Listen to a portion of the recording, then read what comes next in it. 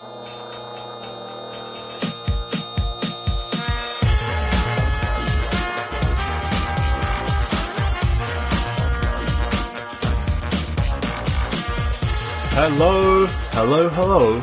Welcome to New Mess Podcast, episode 124. I went out into the community to get some questions and some topic ideas, not because we've run out of ideas after 124 episodes. Joining me, as always, Marco and Adam. Marco, welcome to the pod. Are you ready to spread some more Dota wisdom? Are you burnt out after 123 episodes, or is there more in the tank? Oh, plenty more in the tank. You don't just play Dota for 10 years and then give up after 123 episodes. There's plenty more content to go. Not gonna lie, feeling a bit intimidated by the bar is high this episode. Gotta deliver. But I'll try our best. Yeah, man, I fished out your rank. I pimped out your rank in some of the posts that I made. I was like, put your questions to immortal players that have all this knowledge. So yeah, you really have to step it up, I think. Adam, you're another immortal player, so welcome to the pod too, and you've actually been in pretty much every episode of this 124, bar some TI ones that don't really count because they're like 20 minutes, not real episodes. But you feeling any more burnt out than Marco? Are you raring to go? I'm raring to go. I'm coming off my longest break since August, though. I'm looking at my activity tracker. Fresh. August 2020 was the last time I had a week-long break, and before that it was September 2019. Wow. Yeah, bit of Dota cold turkey, come back with a fresh insight, maybe. The positive spin. I can't pimp out my rank, though, because I still don't have a number after 2 weeks. Valve, please update my number. Surely I've played enough Dota. You've definitely played enough Dota, because on your profile you have a bunch of loads of ranked games, and usually in the past, I know Marco's had some ranked hiatuses, and it usually only took you like a game or two to get your rank back, right? Something Interestingly, like I believe they said you only needed to have played a game the last 2 weeks, but I'm sure there was a time when the leaderboard used to say you have to have played, I think, 20 games or something. I feel like at one point in time they had an actual criteria of playing more than just one in, say, a 2 week period to appear on that Dota2.com leaderboard. But that's now it's like 100 lifetime games. Yeah, that's a bit more generic. I don't know what Adam's doing. I think Gaben's unhappy with him. Yeah, Gaben listens to the pod clearly and heard that Adam was winning games on 4Weaver and was like, sorry, this can't happen. Take away the man's purgatory. Yeah. Well, in terms of getting ranked back, I don't have my rank back because I don't have a rank, but I do have my percentage back, which is very exciting. Finally. I know, finally, yeah. But more on that later in the game section. First things first, most important question that we got. Marco, I have Dota 2 Pro Tracker. I have Dota Buff. What am I listening for? What's the point of the podcast? We have this question. I like the exact wording of this question. Right. Go on, do you want me to say it? Yeah, shout out this person. Yeah, sorry, Psych Dota. Major shout out to Psych Dota. Big friend of the pod. New friend of the pod. I'm curious. Yeah, go on, I'll just say it. I'm curious. What does your podcast give to someone that could just look at Dota 2 Pro Tracker and DPC pick and win rates? You could make the question sound a lot more malicious if you emphasize certain words. What is your podcast getting? Yeah, this question sounds very nice, Stan. Yeah. Yeah, Stan presented the question too friendly. Oh, wow. I thought it was just a friendly question. Why would I listen to the podcast? I think I'm biased by the fact that the next bullet point on our notes is, are we worthless, question mark? Oh, that's the preparatory notes one needs. Yeah. Well, the question remains unanswered, Marco. Are we choking here on our This is, A1 choke. What could we give? So, I mean, obviously we talk about stats. We're going to draw on them a little bit when we're talking about the meta, because you're going to see the meta reflected in these kind of aggregate statistics. But in terms of podcast content, I think we give a lot of insight about how to play the game at a relatively decent standard. Obviously, we're not pros talking about the pro scene and strategy of the highest level, but in terms of Divine Plus, it's a relatively high standard of gameplay, so I think there's a lot of insights you can get. I think there's a lot of educational insight that you can gather from it. I learned stuff from you two myself. I'm not going to pretend I know everything. None of us are going to pretend like we're the gods of Dota, but we've got pretty good knowledge, pretty good histories of years of playing and all that, so I think there's value in that way, because I know a lot of Dota players like Kino sweat, they love to learn and get better, but then at the same time it's nice and casual, good fun, good banter here and there, so I think that's why people actually listen. It's for the British accents and the banter and the listen Marco get flamed. It's got everything you want. Yeah, I know, yeah. Well, as I said, healthy dose of flame. That's how I intro the whole podcast, potentially. Yeah, like you said, it's a very small fraction of what we actually talk about is pro pick rates and pro win rates. I don't know about you two, but I'm almost more interested on the Dota experience of pub players than I am pro players. And so that's what the podcast tends to be focused on. When I look at these win rates, and I love Dota 2 Pro Tracker, incredible site, I love it. When I see these win rates, I'm almost more interested on seeing them from a pub perspective. Why does Elder Titan have a 57% win rate in 7k plus, but a negative win rate for over 50% of the player pool in Archon and below? Does that mean ET is a bad hero to play if you're like in the trench? Because that's the kind of question I'd want to answer, right? What heroes should we be playing in pubs? Like, what heroes are good to climb with? Those questions are much more discussed on this podcast than why did Zai or why are Team Secret picking this CK offlane all the time? Do you know what I mean? It's more of a playing the game perspective. Yeah, and you can explore why playing X hero is strong or weak. And that kind of conversation as well is interesting. As Dota fans, it's really interesting, and then also can be useful if you want to translate it to your own games. Yeah, I think that pretty much covers it, and I'm just spouting a lot of nonsense, and Adam is truly right. If you want top level Dota insights, there might be other places you could go. I'm not going to speculate on that, but maybe people just listen to hear us flame in a accent that people know off of Downton Abbey or whatever. So there you go. With that said, with that out the way, before we get on to the bulk of questions, and we've got plenty to choose from, let's do games quickly and housekeeping. Housekeeping issue, DPC changes, watch tab changes.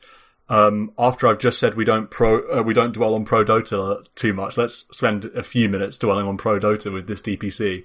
The watch tab, oh my goodness, it's so beautiful. Look at all these standings. Look at all of this tier 3 Dota everywhere. It's incredible. Adam, you've just come back into Dota after your week off. What have you been greeted with, and do you like it? Have you had a chance to dip into the watch tab? Yeah, so they got rid of what even was it before? It was Hoodwink, right? Before that, it was the big Dire Tide Roshan. So I load back in. I'm like, why is this Nature's Prophet staring me in the face? And it's like, your last game. This is what happened. And then I had heard some rumblings about the watch tab, and it's pretty sick. Yeah, I gotta say, it's very. It's what should have been this way for ages. It's like, I mean, everyone has to get into the client to play the game, so why not advertise your pro tournaments in the client? Yeah, definitely. It's very cool. It's almost like a mini compendium for DPC. Marco, I don't know if you have anything to say on the watch tab or indeed on DPC that's now started. I mean, general major excitement for the DPC. The watch tab, yeah, it's super cool to see all the scores, watch Twitch and clients, pretty cool. I don't know if they've updated this, I've not been in the client today, but it's a bit annoying you can't get more information about the teams. I feel like you should be able to... Like, why can I click on EG and see EG's lineup? Yeah, because even... Or their match history. Yeah, very basic information like that, who the players are. Maybe... I mean, I don't know if they'd want to link to the pro profile, but I mean, that's not outside the realm of possibility. You can do that if you just go into the watch tab and watch them in a game. So, I mean, things like this, information about the teams would be really cool, because often a lot of team names you don't know and you want to know who the players are, and it was a bit difficult seeing what players played for what team. Also, going into the match details, it is possible to go into the post-match screens for the DPC games, but you have to go into the replay tab and then find a replay and then find it via... It's a bit awkward, whereas I feel like you should be able to jump into the match details of the games, but at the moment you can't. So a couple qualms, but overall very excited to see all that data and emphasis put on the DPC right in front of your face. And as we've spoke about a lot, and me and Stan and some other guild members had good chat about choosing our favourite teams from all the regions in the tier 1 and tier 2 divisions, finding some really funny player names and funny team names, Gillette Infinity standing out to all of us. It's just fun to get. It's just investment in not just tier 1 scene, but tier 2 scene and around the world, because it's fun to track and follow and be like, oh, who's this team, or who's playing when, and just gets that engagement up major. Yeah, definitely. Man, Gillette Esports, let's go, Gillette Infinity Esports. You know when you watch pro games or pro tournaments, and there's all of these basement dwelling Dota grinders with like fluff neck beards that just look awful, and then not Gillette Infinity, not my South American Division 2 favourite team, with the star next to their name, not them. There's also a Chinese Division 2 team. I can't remember what they're called. I can't remember who it is, but they have the funniest names, like really deep names, and it's interesting that I can't find who they are because of the very frustrating qualms that you just raised, Marco, but I remember looking at them yesterday. A general point about DPC, I'm interested to see whether it will last, because this is incredible for the sort of tier 2 to tier 4 scene. It's so awesome that you can load into Dota, a client, and see these, Division 2 CIS, Division 2 South America. These are basically pub stacks that have got together, won a tournament, a qualifying tournament, and now are playing for prize money in a Valve event, and have really good exposure and have the opportunities to progress and play the best teams. It's such a great avenue for new players and up-and-coming players that they get to qualify into Division 2 each season. And that avenue is so much more accessible for new players than the avenue before of, I don't even know, you've got to get so good at Dota pubbing that you're noticed, picked up by a team that then needs to pretty much get invited, unless it's one of the few tournaments that have open qualifiers. So this system is just so cool for nurturing talent, and it's very, very good. The question is, will people's interest last? Will CIS Division 2 Dota, EU Division 2 Dota, will it be profitable for Valve? And if the answer's no, does that mean Valve will ditch it? Or is this an investment for Valve and they're happy to take losses? Their DPC app? No, not the app, just like... No, I'm saying, will they stick with it? Yeah. The answer's probably no, right? But based on the app. But let's hope it's like an investment and that Valve will stick with it, even though a lot of the Division 2s aren't worth running and worth putting prize pool up. We'll see. I certainly hope that they do, because for the reasons that I said before. So is everyone playing? They play a best of 3 a week, and then if you win that, you go up 1-0, and that's what it means in these tables. Yeah, that's right. 1-0 means you won the best of 3. Okay. The final point I would have is that, so talking about the tier 2, tier 3 scene, the total prize pool for a lower division is 75k. That's 75k distributed from 1st to 6th place.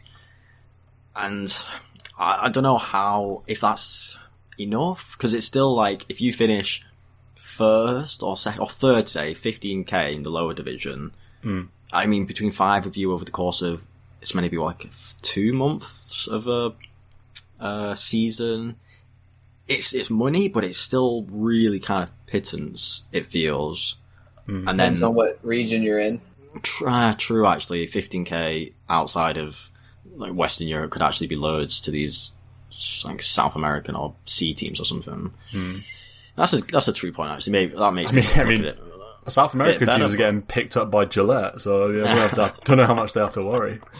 Also, they could maybe these NA teams or people are living at home or something. Well, yeah, that's near probably guaranteed. So I mean, the scraping, the numbers. I mean, it's good to have some numbers. I'm just like, could they invest a bit more into this league system rather than having 90% of the wealth captured by first place TI? Yeah, I was going to say, can Valve afford to invest? Because I don't know, what was the prize pool for TI again? Not sure if they have the money, to be honest with you. Yeah. I don't know, it's only a small, but I mean, tier 2, yeah, it's a very hard question to answer, how to... Lots of people have that convo about tier 2 Dota and whatnot. But alas, you want to keep it alive because we got Army Geniuses, Spider Pigs, Yangon Galacticos. That one's pretty good. Galaxy Racer Esports. There's some good teams. 0 to 900 Electric Boys. Let's go. We're in. The Cut, and it looks like it's a tongue as their icon. I don't even know what did it. Some pretty good. Foster the scene. Some good creativity out there, that's for sure. What do you reckon? Games or question? What do we reckon? Where do we go? I could throw out some games. Got some blood to get off my hands. I don't know if that's a phrase. Throw out some games. Let's hear it. I need to throw out some shade again to the singular hater that doesn't believe I'm a Void Spirit player. So this is a rare occurrence where the only flamer is Stan. Usually Stan's got my back, but he didn't have my back on Void Spirit. So I've been laying down the law with. I've been laying down the law with mid Void Spirit, but I've also got I don't know if you say ethos or strategy adjustment to my ranked gameplay. So I'm interested in this. So my thoughts and feelings. I used to always shy away from the mid and the one, as I've mentioned, because I feel like you have to have that mechanical readiness. And I recent times playing too much party ranked, feel like I'd lose my edge. So I just focus on POS 5 in the rank because I maintain that I can play that role really well and can pick it up really quick. It's probably my best role. My highest MMR could be achieved on POS 5, I think. Right. But what I've come to decide now is I kind of can't be asked playing POS 5, and I'm just going to kind of suck it up and try hard POS 1, POS 2, and by playing enough, I'll get back to my ways, and I think I'll climb because I had this Christmas dip, which we infamously spoke about a couple of weeks ago, and I'm like, the realm I'm in at the moment after this Christmas dip is, I mean, you could read out some verbatim messages I sent Stan, pretty explicit. Free dark. They're not dark. They're just kind of disrespectful to the pubs. Void Spirit quote. So this is a quote. Void Spirit too good for train feeding off these shite players, which is a sentiment I still stand by with my 2 Void Spirit wins recently. So anyway, I'm now in this mindset of I'll play POS 1, POS 2, and it'll be more fun than POS 5, and I'll climb. Because also, one of my games I lost, I actually thought to myself, I'll do this, but I'll leave POS 5 in the role queue, which was dumb because I sat down being like, I want to play POS 1, and I was going to play on ranked, and then I was like, oh, don't be a bitch, come on, just play ranked, it's better quality. But then I left POS 5 in, obviously I get POS 5, and I just play the worst game of my life because my mindset is just not in it, and I play the lane completely wrong. I'm a CM, they have a POS 4 Death Prophet, who was just a beast because she's got a bazillion strength, armor, right click, just fed off me over and over. Right. I completely did terrible. And with reflection, I was like, what am I doing playing this 5? My head's not in it. So anyway, last 2 games I've played, Void Spirit mid, the only mid in the pool, so it's the only mid I'll play. One of the games was against a rank 3 Batrider, rank 3k. This is pretty good rank. Oh, for I was about EU. to be like, how are you in, what, you're in like the top Rank games? 3. Rank 3 Batrider. And playing against Alliance's Limp or something. Yeah. But now, rank 3k, so this guy's, you've got to be like 6.4k or something to be that rank. It's a good rank, it's way higher than I am. Slay this Batrider mid. People are even saying, oh, do you want to swap lanes? Because the Void Spirit's going to get abused by the Bat. Did I hell get abused? The Batrider's the one getting abused, and just a great game, classic Void Spirit game, and we win. So, rank's going okay. I'm still kind of not yet to climb again, but I'm stabilising my pos 2, pos 1. Nice. Isn't it incredible, Adam? This is the mindset of out in the wild of you win 2 games on mid in ranks, and suddenly there's like an epiphany moment of, oh my goodness, if I just played mid, I'd be like 10k. I'm back. He's back. Yeah. That's Marco. Yeah, let's go. I mean, I'm in. Sounds great. Even if it's just Void Spirit, I'm in for some mid. You can share my pain, and soon we'll both be crying about runes every game. It won't just be me. So that's nice. Adam, I would ask you about games, but you've been away. You've been wayward out of Dota, so I don't know if you have anything to contribute. Are you just going to be giving passing comments? Yeah, go on. I had a pretty good one a week ago after we had already recorded, where I played 4 position Nature's Prophet and was just an absolute degenerate. It's been a long time since I've done that, where you just like don't care how many times you die, you just shove waves, and they always have to like pay attention to you, and it's so much easier now that you have the ag shard that makes the big trees, so you just push so hard. And then just look at this item build of Meteor Hammer, Boots of Travel, Aghanim Scepter, Ag Shard, Aghanim Scepter, Desolator, BKB, 7, 15, and 16 mobile feed machine, but 17,000 building damage, and we win. So yikes, that doesn't sound fun. That sounds like an Adam hero, an Adam build, but that doesn't sound fun for the enemies. Man, you're against a level 27 Visage. That guy needs to look at himself in the mirror. Safe lane Visage, and I didn't realize that his Ags makes him invisible, so quite a few of those deaths were to that. I was like, that's unobstructive movement as well, right? Yeah, that's like some BS. Invisibility. That's what, like, let me just do my thing. And then also Mars, Coddle, and Leshrac. So like, oh, you're just feeding treants all over the place. And I was like, I don't care. Their towers, they're melting. Those big boy treants are insane. And that's not even like level 25 talent. I didn't even get to that point. That's just like at minute 20, you have these big boy treants that attack 3 times as fast or something like that and have more damage and more health. Nice. Well, I mean, you've had one game since the last podcast. It sounds like it was a pretty good one. It sounds like it was a satisfying win with 15 deaths and 1 million hero building damage.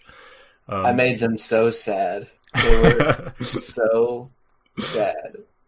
Yeah. I've actually played quite a lot of games since last week, my word. Lockdown Dota 2 gaming, and a bit like Marco, I decided, what are you doing playing these random unranked games in the evening? Marco's flaming me, like, why are you in an unranked game? Solo, when you could just man up and play some ranked Dota. So that's what I did. And it started with a nice 72-minute loss on Slardar, where I played absolutely awful. So that was a deserved loss, but it was definitely a rude awakening back into ranked to be like, have a 72-minute loss on Slardar. Why I'm playing Slardar, I don't know. Well, actually, I do know. It's because Underlord was banned, and that's my only 3 in the pool. So when I get off lane, I get off lane. Underlord's banned.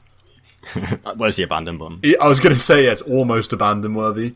It's almost abandon worthy. It's like that post about the Chen guide for sub 4K players, and it's like, first thing you do is open the client and then abandon.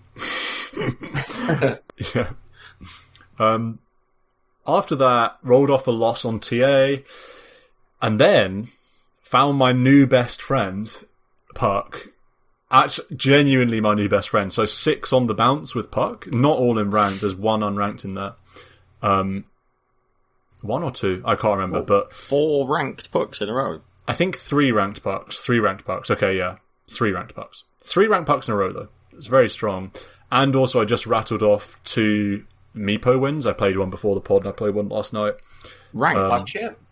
Yeah, man. 2 ranked Meepo wins. Let's go. Wow, climbing the... Who's this guy? What are you back up to, like... What percent? Divine 5%? It's still weak. It's 15%, but, you know, let's go. Get some party ranked in. I know, yeah, I can play party ranked with the Immortals. Hey, as long as you have the percentage, the dream's alive. Yeah, the party ranked dream, certainly. Man, Meepo's... so much, what's the word I'm thinking of? There's like so much, it's so you feel so dejected when you don't have a percentage. Yeah. Yeah, definitely. When I don't have a percentage, I feel like, oh man, I'm games away from just tanking 500 MMR. But when you have a percentage, you feel more invested, basically. Cause yeah, when you're a Divine 1 without a percent, you are effectively a fake Divine. Well, let's not go that far. When you're an Immortal without a rank, you're a fake Immortal Kappa. Is a win 7% or 15? I think it's 15. Yeah, okay. I'm pretty certain it's 15 because I didn't. Yeah, go on. Tank a party rank loss. I think so. It'll be a party ranked loss. I probably could tank. Yeah, it's less. Yeah, only 20. Yeah, I played these 2 Meepo games. I didn't actually have the best game on Meepo. I don't think Meepo's a very good hero at the moment. Definitely the win rates are really low across the boards compared to where they are sometimes. You usually see the hero with very strong win rates, close to 55%. And at the moment it's about 49.5%, 50%, something like that.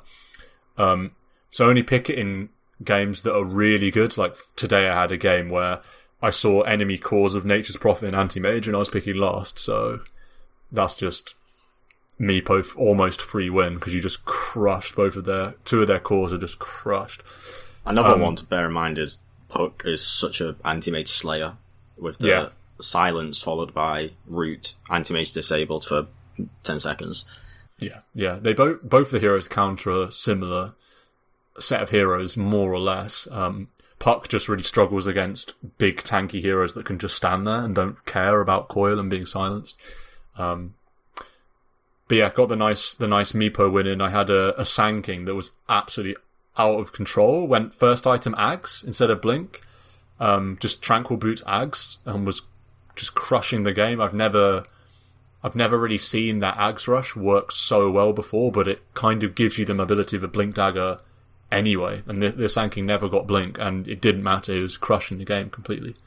So that was very cool to play. And then the most recent Meepo game I played, one of the saddest stats I've seen in the post-game, the score screen, the enemy anti-mage, hero damage, 1024.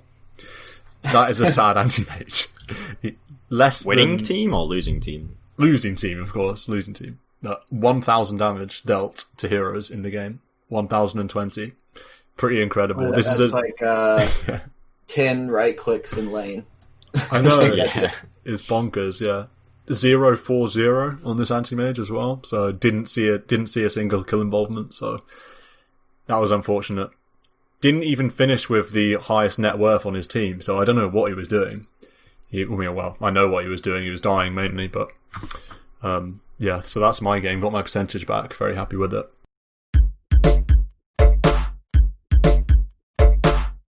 Let's look at some of these questions, though.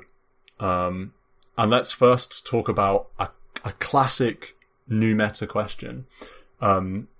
Pseudo pos 5s. This is a question I was going to answer before even doing anything on this podcast, but pseudo pos 5s. Let's see, who asked this question? So this is from Crosserdog. can you talk about pseudo position 5 picks that are becoming a trend, or greedy supports as they are otherwise known? Adam, you're someone that I associate with some pretty gross pos 5s, and I'm thinking about Viper, which is something that we've seen come back in, but there's also OD. Wish 123 also throws out Enigma. I don't know how we feel about that one, but what do you think about playing sort of these gimmicky, almost lane all-in 5s like a Viper? I know Clinks was around for a while as well. How do you see them versus the normal sort of 5s? Was that what's popular now, though? OD5 is popular now, yeah. In DPC, I haven't watched anything, so I'm up to the mercy of you telling me what's in pubs good right now. Yeah, what's in pubs? Well, Because I didn't ever get. I wanted to try OD5, and what happened was, I, play that Nature's Prophet game.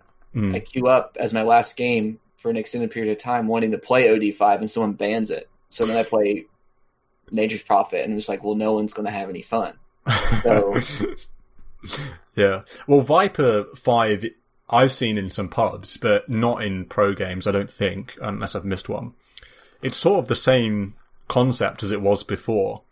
So I guess the question is it any good? I mean, what's the pros and cons of playing like a Viper 5 or an OD5 that basically have this Q spell that means they're good in the lane?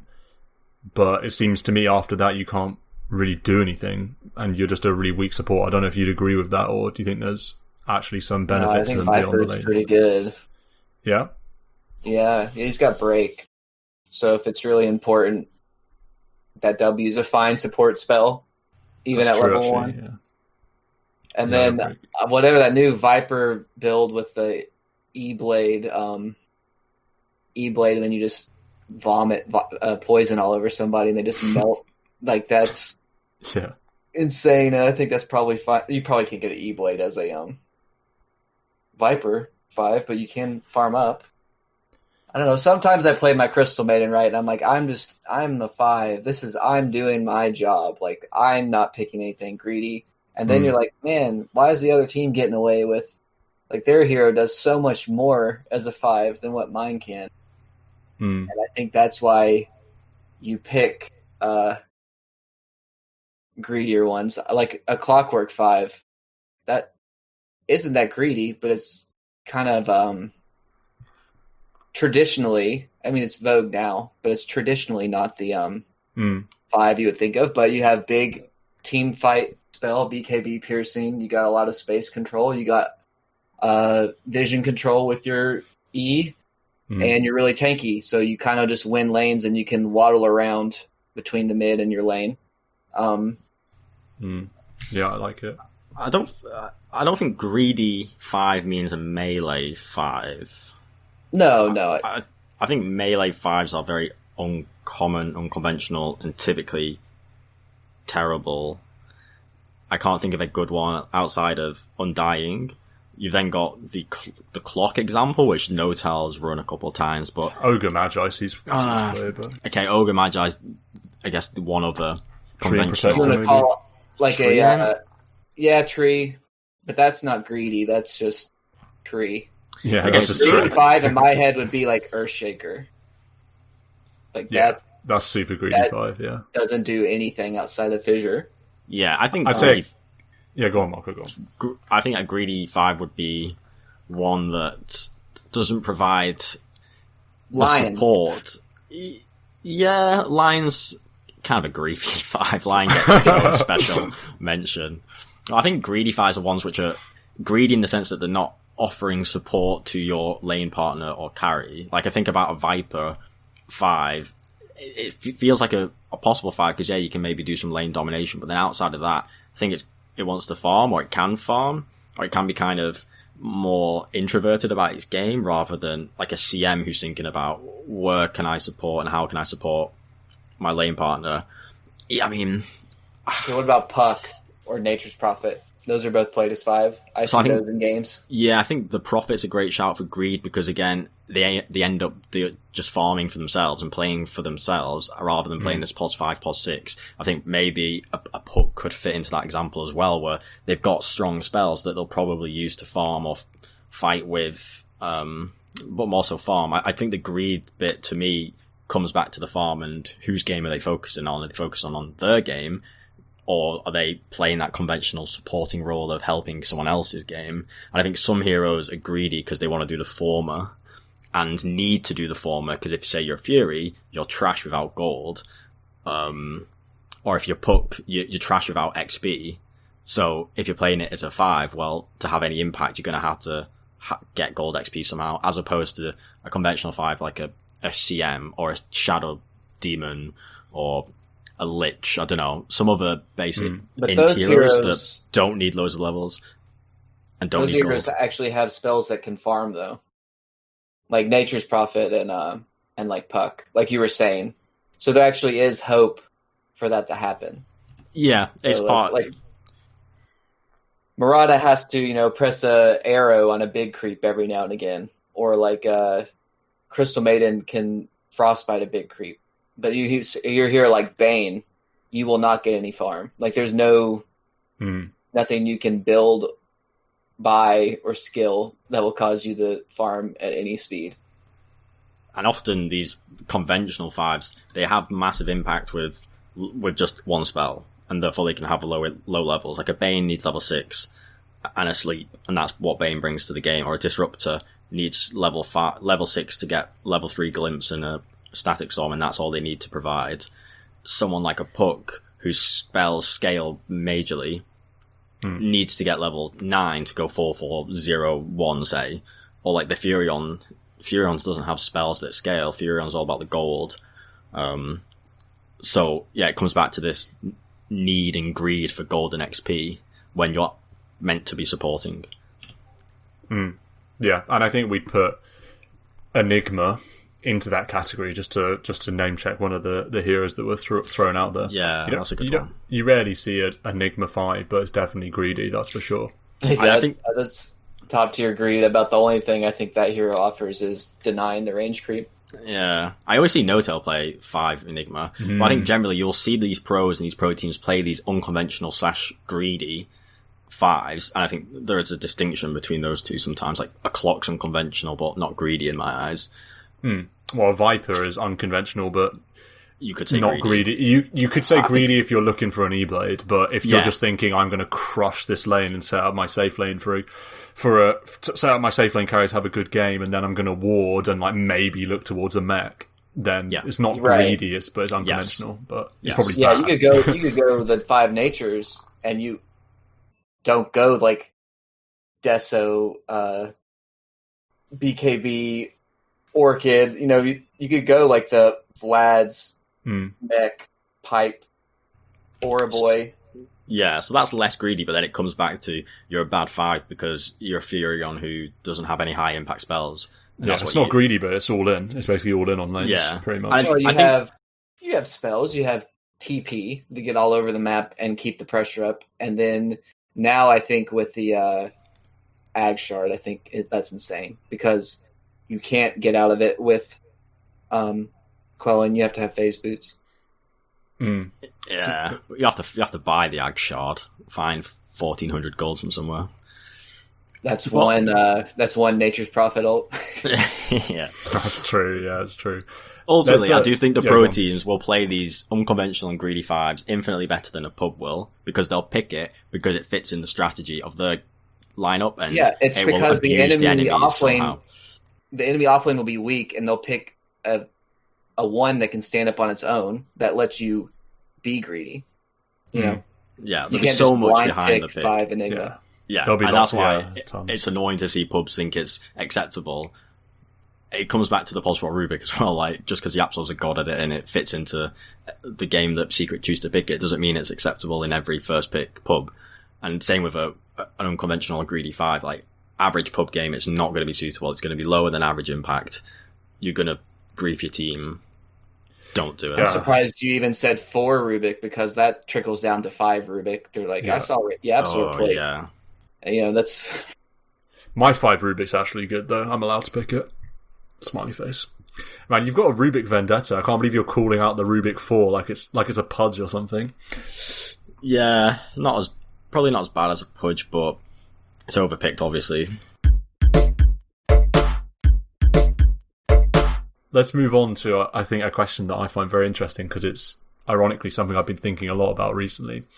So this is a question from Dion Shy Guy. First of all, he's been here since day one, apparently. Big friend of the pod, major friend of the pod. So I often find myself talking a lot in my ranked solo queue, and I always do my best to keep the team on the same page. Making calls with objectives, key utility items we should buy, enemy hero to focus, things like that. One thing I worry about is that I'm being annoying to my teammates by talking too often, so I guess my question is, where to find the balance between tactical communication and oversharing? And then just, he'd welcome any discussion on voice comms. So, first of all, thanks for the question. I'm just going to lead off, I suppose, before I forget, because I actually tried to do a little stream. I tested my streaming abilities the other day, because just for a bit of fun, basically. I think it'd be fun to verbalise what I'm talking about. Don't worry, I don't have any illusions of grandeur in the Twitch scene. It's mostly just for me to be able to watch back my games, because that's something that I'd enjoy. And because I was on stream and I knew I'd be watching it back later, I didn't want to be flamey, and I didn't want to... You didn't want to cringe. Yeah, I didn't want to cringe. Yourself. Yeah, and also I just thought, I knew I was going to be watching it later, so I was sort of almost... Yeah, like joking with my future self. Do you know what I mean? Like just sort of laughing about dumb stuff I was doing because I knew I was going to watch it back. And it created this game where I was being very lighthearted on comms, very funky, sort of complimenting my teammates openly when they did something good, like on comms, not just saying like, oh, well played, guys. Or like, nice kill. Like, as if it's some serious pro game, like we're at TI. More being like, whoa, my Slark's going crazy, and stuff like that. And also, when I made a mistake, which I was making a lot of in this game, I didn't play very well, I was saying like, guys, I've actually fucked it, sorry lads. And, just light-hearted situation. Of course, not always going to work. Sometimes you're going to say that and people are going to be like, you idiot, like abandon, uninstall. And it's, there's only so much you can do with voice comms. And sometimes the best play is to mute and to concentrate on your own play. That's undoubtedly true. There are some games when there's nothing you can do. But I would say that it definitely felt like the comms, the team atmosphere, the try-hardness was improved massively in this game from this very open, light-hearted take on the game. And this wasn't a game that we were winning. This is a game where we were behind, or at the very least even slightly behind. And I think it made me realise that the thing you want to avoid most of all when you're using comms, especially when you're using comms a lot, is you don't want your teammates to think that you are superior. You don't want your teammates to think, this guy thinks he's a god. He thinks that if he could control all of our heroes, he'd be the best. He thinks we're all trash. He thinks that the game and all the bad things that are happening are our fault. Because then it makes people very defensive. And you don't want people to be defensive. You want them to be open. And also, by being lighthearted, you sort of check yourself as well. I was realising when I was verbalising in a lighthearted way that my mistakes and that I was playing bad. First of all, people sometimes make nice suggestions to you, which is good. Like, try and do this or do that. And that's great. Like, you want that. But also, it checks your sense of entitlement as well. You're way less likely to feel 35 minutes into the game when your teammates do make a big mistake that costs you a fight. You're going to be way less likely to be like, you've got to press your BKB. Like, how can you die without using your ult? The kind of thing we might snap off in that situation normally. You've just played 35 minutes where you've been self-depreciating, verbally recognizing all the times you fucked up, right? So you're just in a much better mindset about your own game as well. And that atmosphere just emanates around the team. And again, this is a lot of talking basically about one game, but I have played a few games since that. And I've tried to implement this sort of more fun, light-hearted approach to comms. And I'd say it's worked really well. People can't be, or at least it's difficult to be, really toxic and confrontational and defensive when you're bringing such a lighthearted, fun, and self-depreciating take to your comms. People aren't going to flame you for messing up when you're saying, "Oh god, it's so bad at this game, I can't believe I messed that up." You know, they're not going to come back and be like, "Oh, you're so bad, like you're so trash," because they just won't, because you've already sort of created an atmosphere of like, yeah, we're all bad, like we're all trying to play, let's try and win, let's go. And then when they do something good, you make them feel good by going like, "Oh, you're crazy, that was such a sick whatever," you know what I mean? They feel good about themselves. They feel like they're on your team. Thank you for I have my a TED talk. question. The self-depreciating angle. Depreciating angle. Deprecating. Self-deprecating. Yeah. Sorry, depreciation. Wrong word. Self-deprecating angle. Can we apply this outside the UK? Like, will people... Is this... I've heard it's a very common UK thing. Self-depreciating. It works. It works? Will other people... I mean, I'm only joking, but non-UK... I mean, do they have that angle within them? Yes. Are they going to understand? Yeah. I will say it's like very rare that you get somebody that's displaying the behavior that Stan just spent that time describing. Because it's not uncommon or rare in the UK, but I have the impression it is. It's uncommon I in the UK. I think it's Dota rare does. in Dota. So yeah. I'm saying it happens, and when it happens, is like a very enjoyable thing. Like the game, you don't even like care if you lose because it was just fun.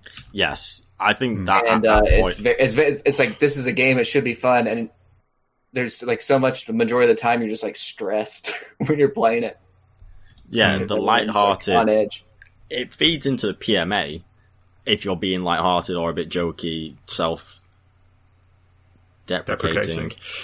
It feeds into the positive mental attitude, which sounds like a meme, but it is absolutely true. If you're sat there playing really angrily or emo and looking at back, oh my god, why don't I use BKB, or why did they not do this, why did they not do that, oh my god, this game's too hard. All that negative energy is going to distract you. It's going to detract away from your own game.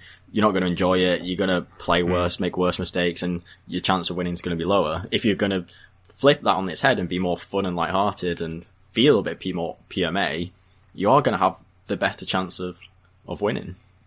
You're going to have the better chance of winning, and you're going to feel better about it. Because what I was describing, it also has made me play ranked more. Because the last few days I've been playing ranked, like in the evening, last couple of days, because I basically just thought, normally I'd play unranked, unless I was like, I'd thought, you know, in advance, like, oh, ranked session, let's go. But at the end of the day, it's a game, and it sort of all emanates from that attitude. So, yeah. With that said, I mean, don't get me wrong. I am far from a guru of this topic, and this is as much for myself as for anyone else. There's plenty of games where I'm going to be like very dejected as well, but this is like in an ideal world. I'm interested to pose the question though to you guys, because I think one part of the question that's been asked here is about getting the balance right between oversharing and being annoying. Because if you're being fun and lighthearted all the time, and you know, doing a fun commentary on all the stuff you're messing up in the game and giving compliments every 5 seconds, that's obviously bad. So how do you strike that balance right? I was going to raise that point. It's not that hard. Well, I mean, I've played games where someone is talking way too much. And it's probably more of a net negative than no one talking at all. Yes. Because everyone's like, stop talking. So, this question says, making calls with objectives, key utility items we should build, enemy hero to focus. I'd say all of that is probably too much. Yeah. But if you could, I mean, also, I will say 99% of it depends on tone. That's how it will be perceived, yeah. Perceived, yeah. So if it's nice, or if it's said how Stan is talking about it, or if it's posed as a question, like, I think we need this, what do you guys think? As opposed to, we need this, or who is going to build this, or oh my gosh, why don't we have this? It gets progressively worse and worse. Another way to break it down, there's more than one way to communicate. And so say with this, objectives, key utility items, enemy to focus, you don't have to talk about all that or communicate all that on voice comms. You can, on voice comms, go, we need to focus X hero. But if you're talking about items, just put it in the chat. And that's okay. If someone has a bit of downtime or notices it, they can get in touch with that. Or if you're making calls, draw on the minimap, ping. We have multiple communication tools, and you should definitely use them all, and definitely not overuse the voice, as Adam says, because it does detract, and it really takes your focus off. Because people will listen. Unless they've got you muted, they will listen, try and understand, register, process, and then they're now detracted from their own gameplay and laning, it's etc. human evolution to pay attention to when someone's saying something. Yeah. And it can be fucking detrimental. That is an absolute fact. It's too much.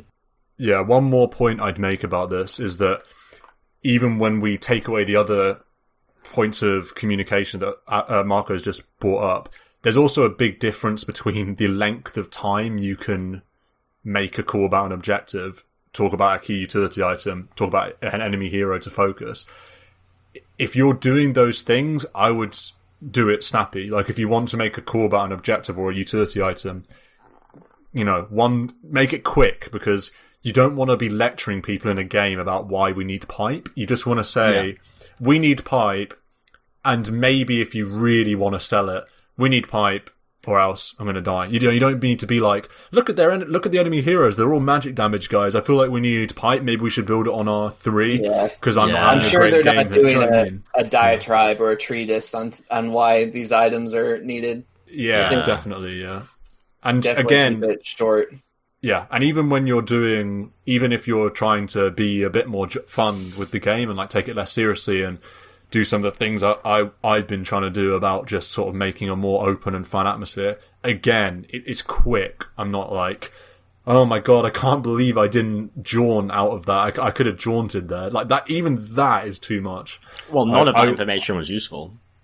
Yeah, well, it's not even when you're not trying to give useful information. I'd just be like, so bad, guys, can't.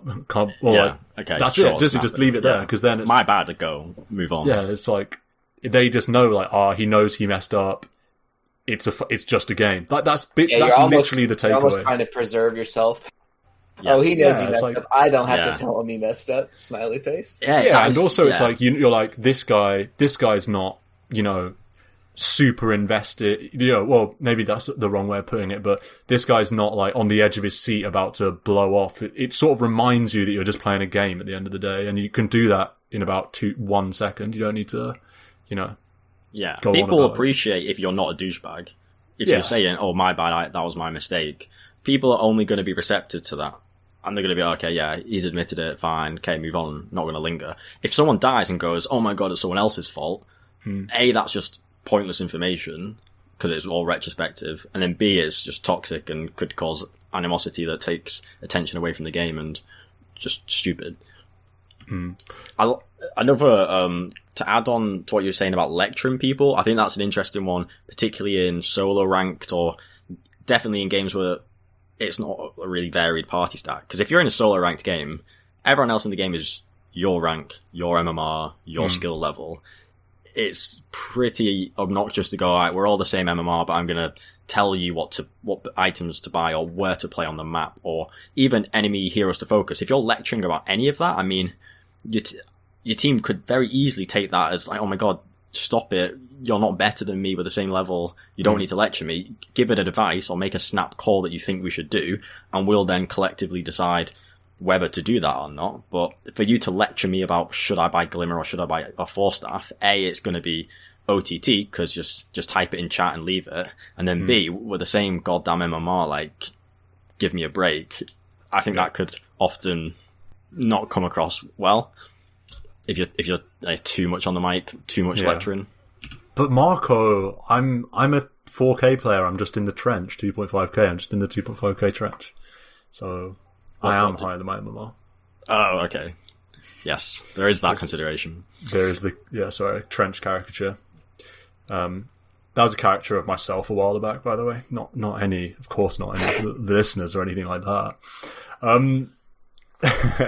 Let's go to a different question then. I don't think we're going to be able to get all of these in, any that we don't get in today's episode, because actually a question's come through while we're doing the pod, so any we don't get through we'll be doing next week, so definitely tune in again. If you asked a question and it's not covered, it definitely will be next week. Don't worry, I haven't forgotten, we haven't ignored you. I'm going to give you a pick of a few here, because these are all episode worthy questions. That's how deep these go. So we've got a choice of position 4. What are the best position 4s right now? What are their jobs? At what point are they the best? At different points in the game, different pos 4s are best. What are the best items? And we've got playing from behind. How do you play from behind? So we could do some sort of basic points about playing from behind. We've got map movement as a position 3 as the game progresses. So I take that as post laning phase. What map movements do you want to be doing? Effectively, what do you want to do with your position 3 as the game progresses? So I'm going to leave it up to the floor.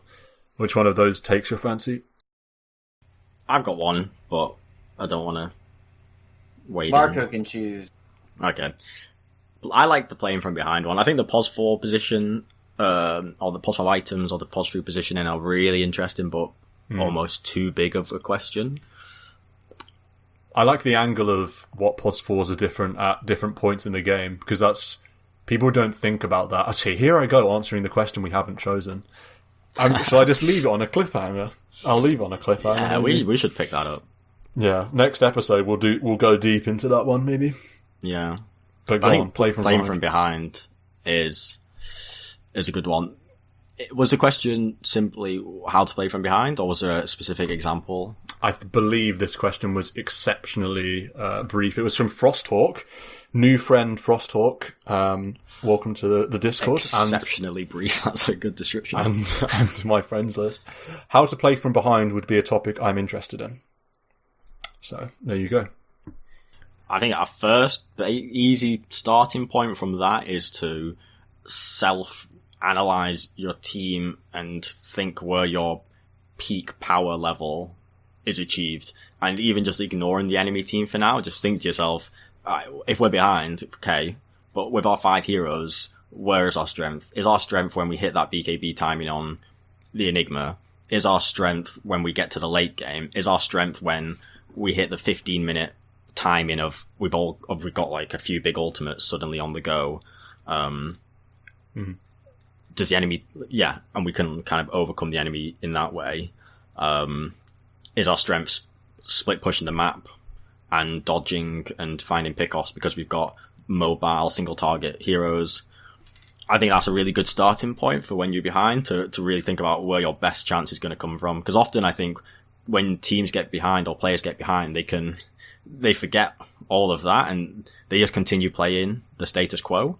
And often that status quo is going to be against them. Like if you're, say, a team with loads of big team fight ultimates and you're behind, well, maybe wait for all your cooldowns and look to take that big fight rather than trying to defend like a 3-man push with 3 of your heroes when you don't have the necessary ults, etc., and continue playing the game that got you behind. Do you know what I mean? I think that's a good start point. Definitely, yeah. Adam, anything that you'd throw on like the bog standard checklist you're behind in a game of Dota 2? Like, are there certain things that you just think about like at that situation?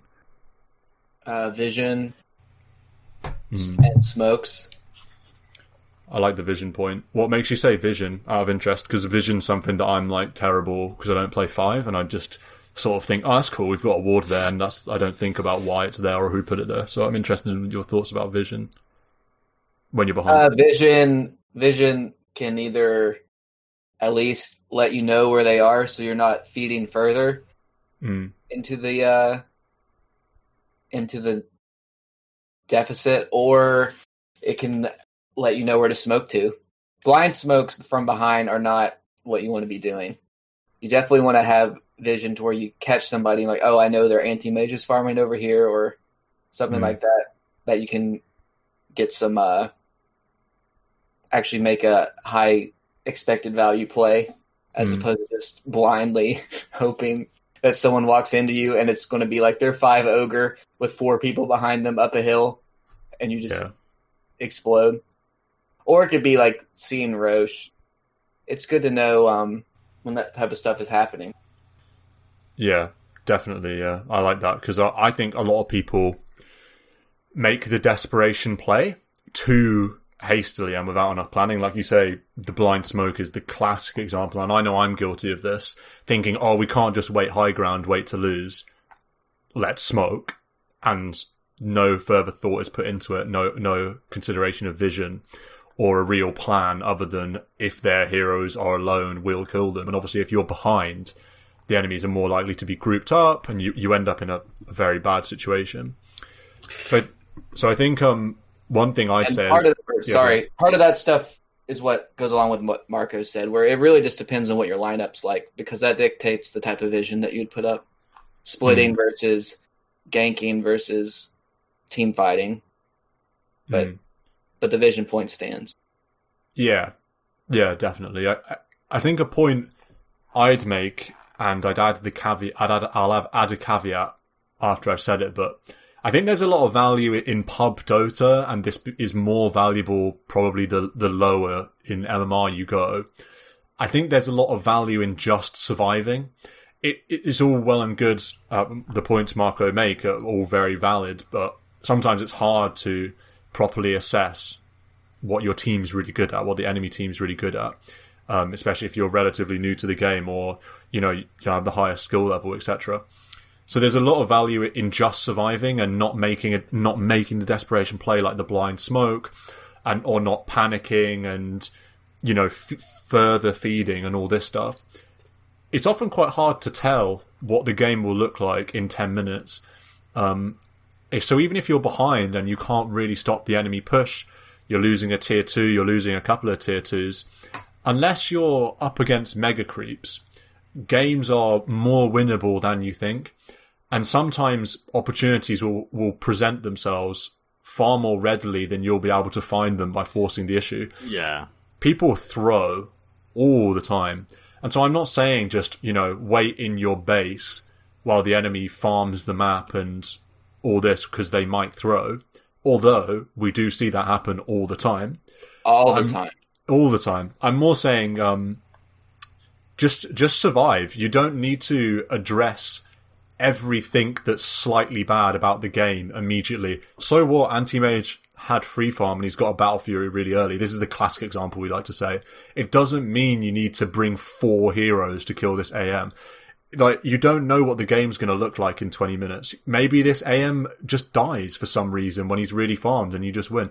Oh, that's an easy example, but it always happens. The tier 4s. He blinks into the tier 4s and he dies. That's what happens. So I guess that's not particularly helpful to Frosthawk, who's asked this question about how would you play from behind. It's not very helpful to say, oh, they'll throw. But I guess it's just something to keep in mind that games are more winnable than you think, and to keep trying to do the things that you do in a normal game. Don't be fixated too much on being behind. Just because you're behind on golden XP, you still want to be thinking about the same things. If you're a core, you still want to be thinking, where can I farm safely? Where are enemies likely to be? Where's the pressure on the map? If you're playing, other positions or even the POS one, where can I push lanes safely? Where can I relieve pressure? Where's it safe to ward? These are all things that you'd be thinking about in a normal game. And even when you're behind, even when you're very behind, you still want to be thinking about these things. You don't just want to be thinking, oh, God, we need to have all of our heroes high ground in case they push. No, obviously, needs must. I'm not saying you keep farming while enemies take your tier 3s, take your tier 3 and take your racks and stuff.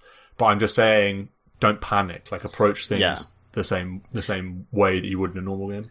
I was going to say the exact same point. If you were behind at 10 minutes by, say, 6k, 7k gold, that's sizable. You are behind. That's rough. Yeah. But if you're behind at 20 minutes by 6k, 7k gold, the game's relatively closer. And that comes to your point of if you can sustain and don't let them snowball anymore and don't throw the game or try too hard to do something that then hits you in the face, and just keep it steady, keep playing the game, get to 20 minutes, get to 30 minutes, and just you've maintained that deficit, that's a relatively better position to be in. Definitely. Yep. Just stall. Just stall. They'll make mistakes for sure. The game isn't over till the throne explodes. It's very true, yeah. Words of wisdom for people that are behind in Dota games. Definitely. It's like you can lose a 5v5. You can get slapped in a 5v5 when you're behind. Let's say 10, 15 minutes, 8k gold behind. Doesn't mean to say you can't kill an enemy hero if you've got 2 and they've got 1. You can still do stuff. You can still hit creeps. You can still get vision and move away from the enemy team. You can still hold towers, typically, unless you're stupidly far behind. So, let's say the enemy team wants to push the mid-tier 2, as they no doubt will. Well, that's a situation you can maybe take advantage of and hold it, waste their time, stall it. If they dive, you're in this advantageous position, because although they're ahead, if they dive in tier 3s, it balances the scales. Or they could be doing these plays, but then you split push 2 lanes and get more out of the map, and now you've reduced the deficit because of that play. So all these opportunities will arise despite the fact you're, air quote, behind. So yeah, like you say, don't rush into trying to do something, just keep playing the game, stall it, whatever, opportunities will come. Yeah, definitely. Just to illustrate the point you just made to an even more elementary level, that someone like me can understand, say, you make the point about how being 6k behind at 10 minutes is relatively worse than 6k behind at 20 minutes, to reinforce the point we made about not panicking and surviving and waiting for the game state to change, basically, like time. You don't know what time will do in Dota. Just to make an even more basic point, think about, we've all played against an unkillable Timbersaw. We've all played against a Timbersaw that started the game as like just crushing, unkillable, destroying heroes. Sometimes it feels like you could bring all 5 heroes to this Timbers lane and he's gonna get a triple kill and maybe not even die. I don't know what a sort of gold value you can put on that. Let's say Timbers, I don't know, it's 10 minutes into the game, say, and Timbers like, let's just go crazy. He's like 4 levels ahead of anyone else, 3-4 levels ahead of anyone else. He's like 2k ahead of anyone else. That's a situation that we probably come across, and this Timber feels unkillable. It feels like the game's over. A Timber that's, even if we keep it with 3-4 levels, a Timber that's 3 levels behind, 3 levels ahead, and 2k ahead, 20 minutes into the game, even 15 minutes into the game, that looks a lot different. If you presume that you've just concentrated on your own things, you keep trying to do the same things you're doing, farming well, going into the mid-game, defending towers, making moves, vision, all the things you'd normally do. Sure, you're going to have to dodge this Timber, don't get me wrong. Maybe he gets a tower because you have to dodge him. Maybe he gets a tier 2 tower because you have to dodge him. But he's going to become eminently more beatable as the game goes on.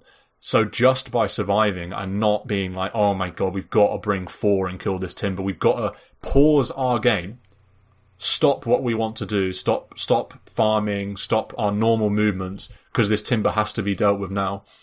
I think you see that too often, and this burns in my memory, particularly because I've had this exact game situation with a Broodmother earlier this week where I was Lena, and this Brood's popping off, this Brood's having an incredible Brood game. All we need to do, really, is ignore the Brood. Yep, Brood's going to be very farmed. Brood's going to be really farmed. Going to be very high level and lots of gold. Going to be a scary hero, there's no question. But to bring 4 heroes mid to defend our tier 2 tower is a game-losing mistake, because now our side lanes are losing, the enemy cores come into the game, our cores suffer. That's a 10 times worse situation than just having one hero de-push mid. Broodmother's going to farm a lot of creep camps, but we're not going to even try and contest. We've accepted that. But we're not going to just sacrifice the game of everyone else on our team to deal with this one problem. By taking your team to mid, you're actually just bringing Brood food. Yeah. It's like when you go to the Timber and you try and kill him, you're actually just bringing golden XP to his feet, and he's mopping it up. Yeah, definitely. Yeah, that's a much shorter, less rambling way of putting it. It's so funny though you give that example, because before you mentioned Timber, I had in my mind that Brood example where there's an enemy Brood who's Omega strong at 10, 12 minutes and could kill any hero, could kill any 1-on-2, any 1-on-3 even, and not die in a 1-on-4, say. Yeah. Omega strong, we are behind. But the like you say, you let the game continue, and that hero is going to drop off, because there aren't meant to be any heroes in Dota which are Omega strong at every single point in the game. The game is balanced in very good ways. So the Brood's going to drop off and your PA is going to come online, kind of thing. So just avoid, dodge, farm other maps, farm other lanes, be passive, don't try and kill the Brood, just de-push, like you say, one hero, not 4 heroes. Don't bring resources that are going to die and feed, go elsewhere. Just all this kind of passive, it's okay to just chill. Yeah. All those points you make, and yeah, the game will be a lot better in 10 minutes time. Yeah. Dota's a complicated game. There's many problems. There's many reasons why you lose. It's never as simple as we like to think it is. It's never as simple as, oh, anti-mage had free farm, that's why we lost, you know. There's so many factors always, and lo and behold, in this Broodmother game, it wasn't the Brood that was a problem. We killed Brood handily later in the game. It was their Slark that had a free game because we'd moved supports and vision and focus out of his lane, and he'd had a free game because we were so focused on this Brood. So there you go. A sort of case in point, I feel like. Let's finish with a sort of very quick, jokey question that we can just sort of give a brief answer to. We got a question about favourite meme build. And I'm trying to see who asked this question. I'll see it off on somebody's answer, but the example was given of Unkillable Enchantress, which made me think of Adam. And Adam likes to play some, well, more funkier heroes. You were just telling us the Nature's Prophet story. So I'm wondering what your favourite meme build is, if you have one, or meme hero, meme build, whatever. Oh man, I wish I'd been playing in the last week. I would have so many in my head that I want to do. Do you have any classics? I just want to build E-Blade now because of Thompson. And also he's building Mage Slayer on a lot of heroes. Like early. And now I want to do that. But classic? Oh man. The Lich Mid comes to mind for me Lich as a classic Mid, but that's build. not real anymore. It's such a shame. Have you tried the Unkillable Ench build? Not in a long time. Like the Nature's Attendance build with like what's the item that no one builds? Holy Locket. Yeah, Holy Locket. You used to have insane talents. Didn't you used to heal for like 1,000 a second in the AoE or something? You still do at level 25. Let's go. Yeah, that's a sick one. Marco, do you have any meme build favourite? Meme hero meme build favourite? Right-click Maiden's pretty fun. With the talent and Deso and stuff? Yeah, if you can ever get there. Get your level 20 attack speed talent. Yeah, let's go. In for some Battle Maiden. Let's go. I actually have no creativity with these meme builds, because my idea of joking around is slapping a Battle Fury on any hero and just saying, let me hit creeps, because it's really fun to hit creeps. Ogre Pos 1 is what I think of, maybe, for you. Yeah, but then, you know what I'm going to say? It's not a bloody meme, it's absolutely game-winningly legit. It is so... to be fair, I don't meme on Ogre. I do play it very seriously and build Aether Lens, as is correct, followed up with a Kaya, followed up with an Axe. I don't meme. I mean, I'm playing it pretty serious. I think it would be a meme to go Ogre in if I started building right-click, pure right-click. But when I play Ogre, I'm a battle mage. I'm casting spells. So I don't know, when I went like 5-position Legion Commander, I played 5 Axe. Are those memes? Yeah, that sounds... Yeah, 5 Axe is into the meme category. I mean, I was making points about the comms earlier, but if people are delusional enough to think that Ogre 1 isn't a meme, then maybe the like light-hearted... Maybe Marco is right. Maybe people won't understand the comms. I don't know if you're making points like that, but there you are. I don't think I've lost with Ogre 1 in party rank. Not party rank, sorry, party unranked. What's better, Ogre 1 or Axe 1? Axe 1. Because it's a bit more legit. The Ogre 1 were stompy kind of games, but the Axe 1 has genuine carry capability. I've emailed IceFrog saying I think it's broken. Can you please do it?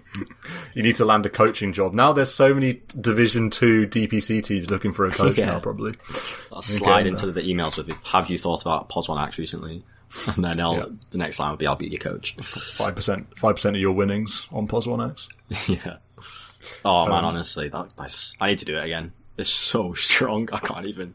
Oh god. Yeah. I don't have any I don't really build meme stuff myself, actually, at all. Much less than Adam and Marco, even, I would say. The only thing I can think of is Tusk one. I do really enjoy a Tusk one with Deso. It's sort of an old meme. I think it still comes under the category of meme. It's a sort of classic that you see it in the offlane sometimes, Shadowblade, Desolator, things like that. I guess you go Orb of Corrosion now. That's one I have a lot of fun with. Shadowblading around the map, one-shotting people with Walrus Punch and Tag Team. So that would be my answer for that. You could say what the POS 3 morph where they go the strength stun build. Does that classify as a meme? I'm not sure.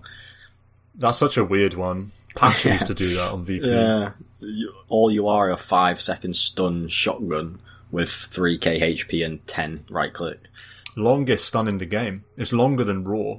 It's the longest stun in the entire game. Yeah. I wonder if Rubik, because with Rubik's kind of spell duration or status resistance shenanigans, I wonder if Rubik could oust it with a telekinesis, because sometimes the telekinesis lasts a shit long time. Didn't they get rid of that? I have no idea. I know Rubik's or did they get rid of the spell amp part? Something's changed. Did he still have? He used to have 75% spell amp 25 for stolen spells. He still has that, doesn't he? I wasn't aware of that being changed. If you could ever get an Huskar on the other team, where you one shot I've done that before. It was so. It's 40% spell amp for stolen spells. I swear it used to be 75. It used to be 75. Yeah, that's crazy. What a change! They had to half it, pretty much. That's mad. So a PSA about Rubik: Arcane Supremacy is now cast range bonus and spell damage amp, and now spell steal is where the debuff duration is amplified, and with Ags the damage is amplified. So your telekinesis couldn't last forever now, whereas it used to, but your stolen spell is what gets the debuff amp. So if you stole Fiend's Grip, you would Fiend's Grip for 10%, 20%, 30% longer. I've got an interesting question. When you spell steal Adaptive Strike from Morph, I presume it's based on your own agility and strength? Yeah. Right. That's why you gotta take Morph first. Yeah. That's an interesting one. I did say it was the longest single target spell. I wasn't counting things like Fiend Script, so let's leave that to one side. Yeah. Well, we pretty much ran out of time, I feel like. Is there anything that you guys want to say? Is there anything left to be discussed? I feel like a lot of these other questions we have are worthy of longer discussions than we'll be able to give them right now, like playing POS 3 as the game progresses, and Position 4. I'm definitely excited to talk about those next week. I think there's good questions in the pipeline. Yeah, and by the way, it was Aram who asked the question about meme builds. He has another one though. He asked about the Position 3 movements as well, out in sunny Australia. Feels bad. Literally been raining here all day for probably 6 days, I feel like. I think it's been raining pretty much non-stop, so don't appreciate just tagging on the much love from Australia to make me feel sad that I'm stuck in the UK. To make you feel extra seasonal affected disorder. Yeah, well, it was Monday. It was Blue Monday on Monday. It was statistically the most depressing day of the entire year.